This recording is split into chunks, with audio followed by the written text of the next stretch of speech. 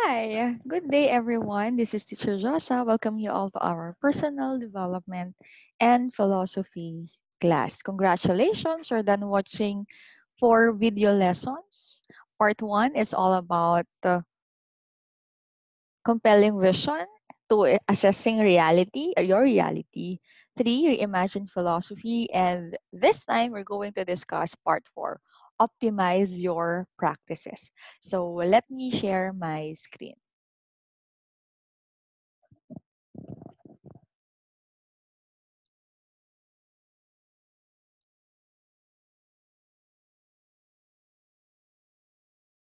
All right. And then zoom.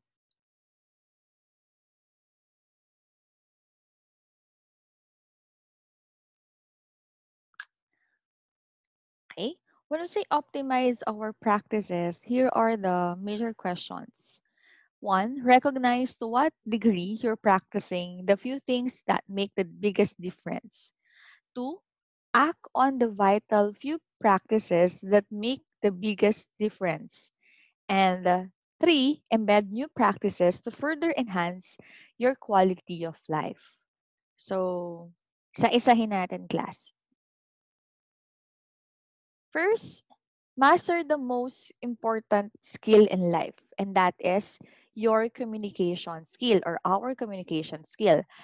2 levels, communication we have with ourselves and communication we have with others.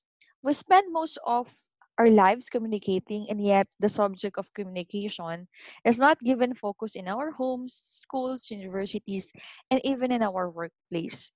Most of us, most of what we pick up about communication is really through trial and error. Ay, hindi ko nasusubukan to. So I tried it to do it. The net result is that most of our are not good communicators. So what is exactly is communication? Most people think of it in relation to dealing with others, conversation, making presentations, doing speeches, providing instruction, listening to others, and so on.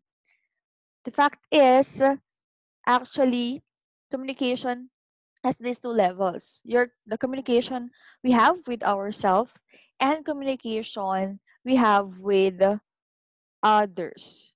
So, forms communication with ourselves ourselves ourselves takes place in the form of the thoughts that we have, the meaning we give to our thoughts, what we say to ourselves on a regular basis, the manner with which we talk to ourselves.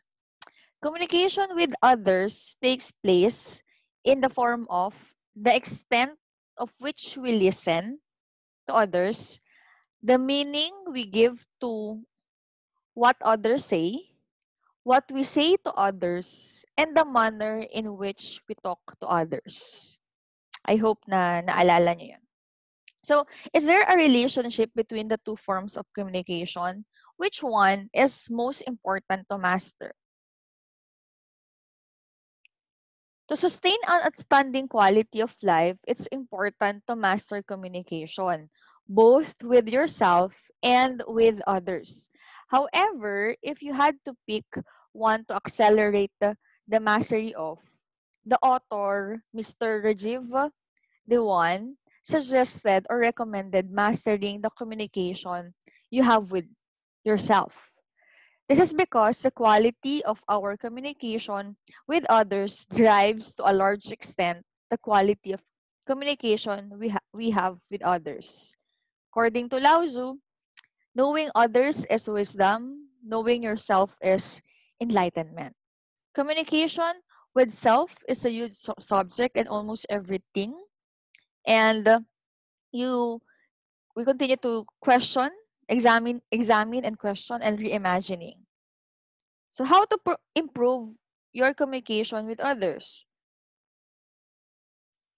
We have actually 3 strategies. First, be aware of your communication style.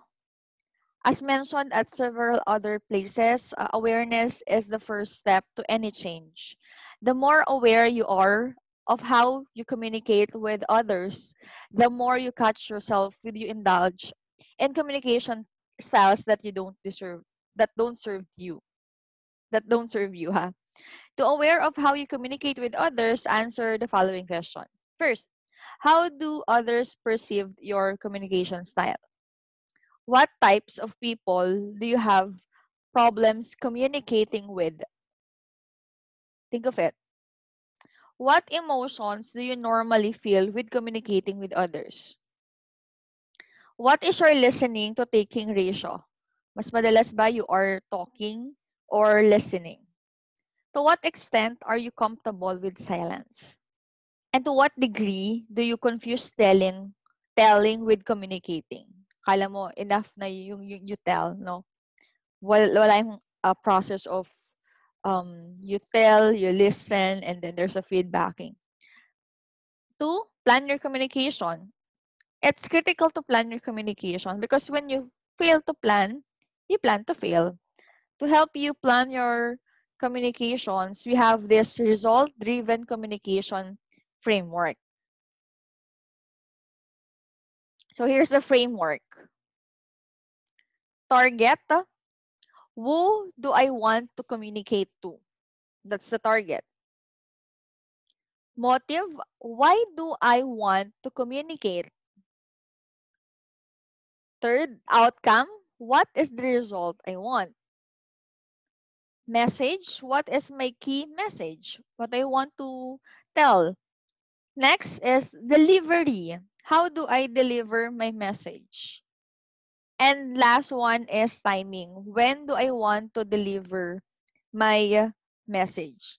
When you communicate with awareness and clarity, you achieve your communication outcomes effectively and efficiently.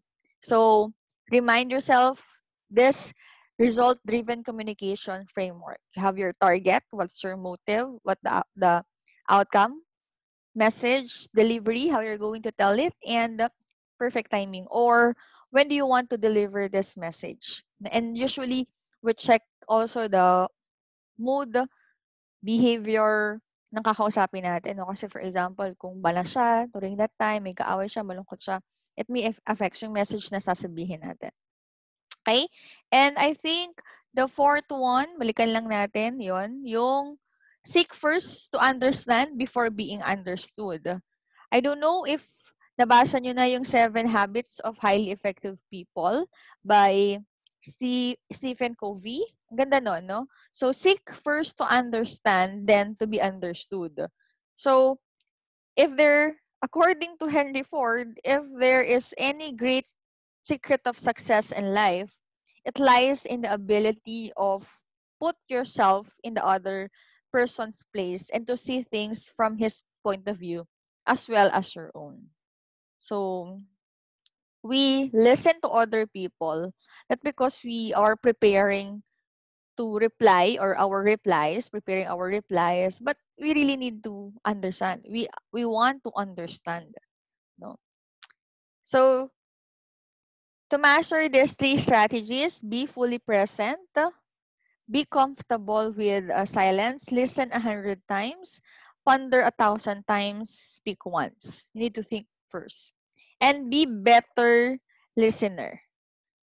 According to Larry King, I reminded myself every morning, nothing I say this day will teach me anything. So I'm going to learn, I must do it by listening.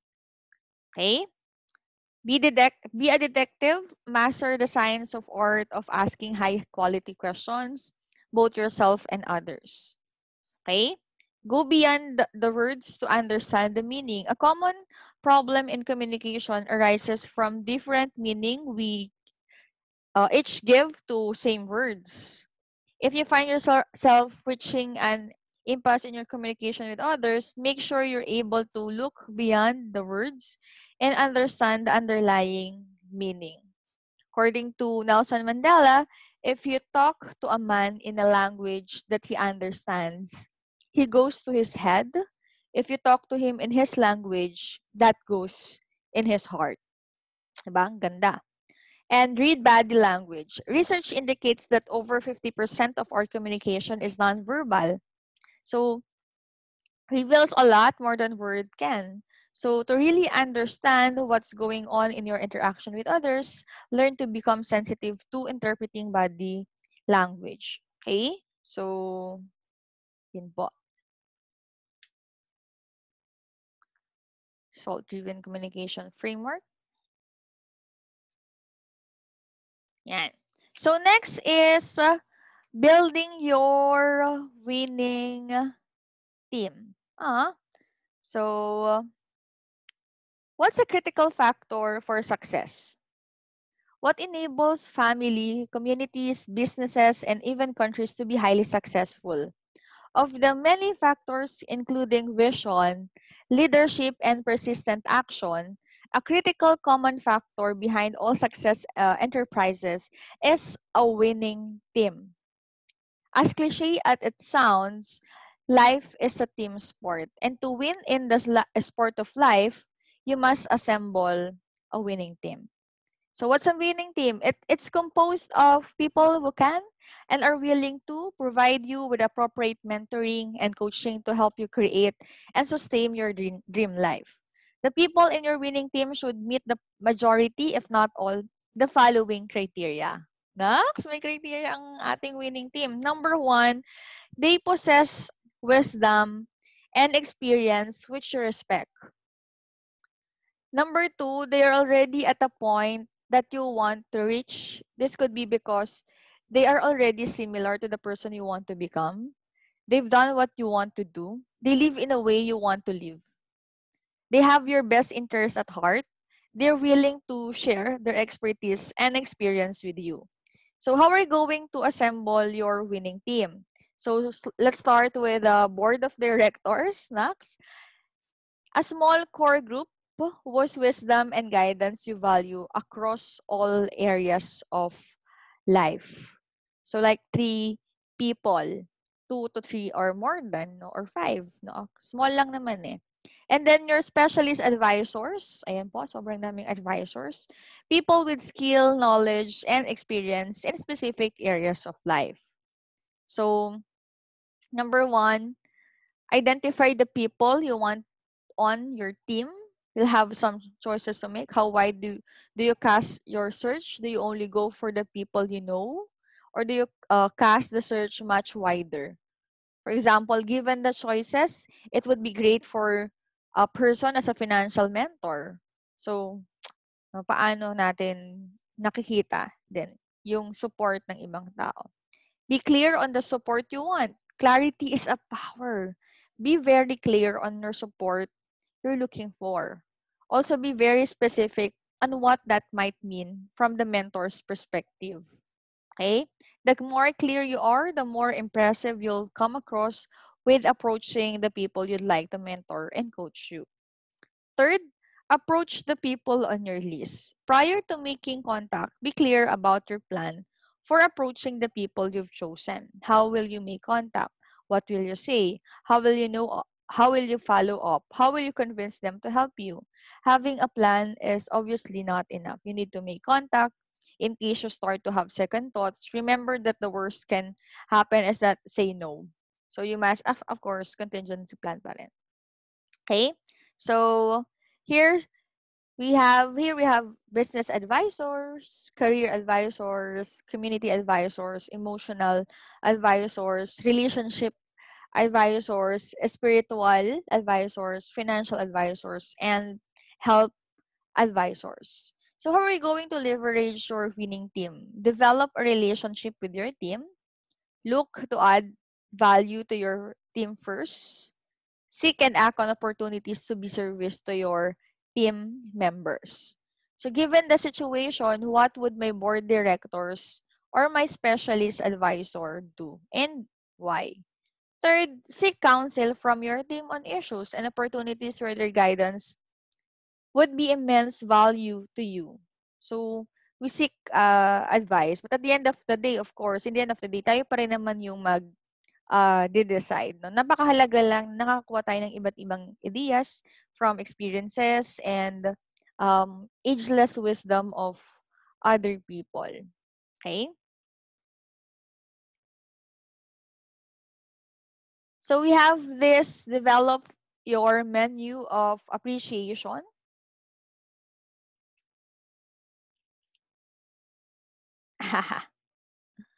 Ayan.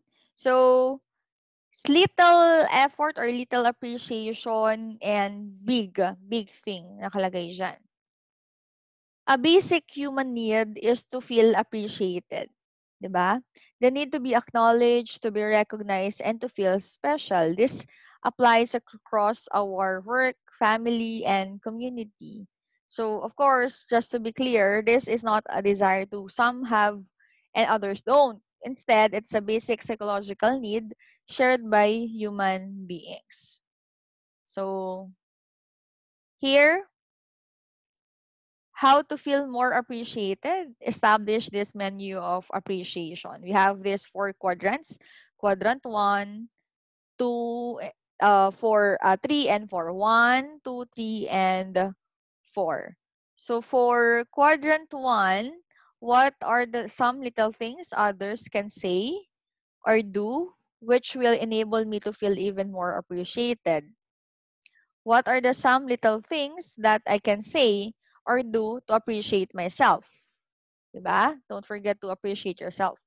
What are the big, quadrant 3. What are the some big things that I can say or do to appreciate myself? Little and big. What are some big things that others say or do which will enable me to feel even more appreciated? Ah, okay. It's important to remember that the people around us will mirror our behavior. In other words, appreciation is contagious. So make it a habit to express appreciation to others, no, lalo na sa nagbibigay sa ng wisdom, guidance, support, at kahit hindi, no, napakahalaga na we appreciate small and big effort. So how we're going to develop a good habit or paano natin lilista pa yon, we do have 4 journals you must have own. Ah, so first journal is gratitude journal. Everything that you are grateful for. This includes people in your life experiences, who you are, what you have, your memories, and so forth. Why do we need to have this gratitude journal? Fulfillment in life is a function of the gratitude you feel. The more grateful you are, the more fulfilled your life is. The more conscious you are of all that you are grateful for, the more gratitude you feel. So, si ma'am, eto ang kanyang, where's my gratitude? Gratitude notebook. Yan. Ito yung mga happy moment na pinagpapasalamat. No? Next is dream journal. So, ang content nito, all that you want to be, all you want to do, all that you want to have, and how you want to live. Why do we need this? The act of writing your dreams triggers the universal intelligence to conspire with you to turn your dreams into reality. So may goal ka, kumbaga you have your strong enough why you are doing this. So I have this dream journal.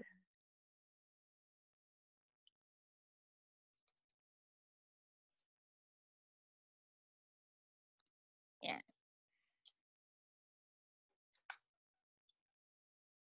Chanan! And then prayer, and then reminders, etc. Okay?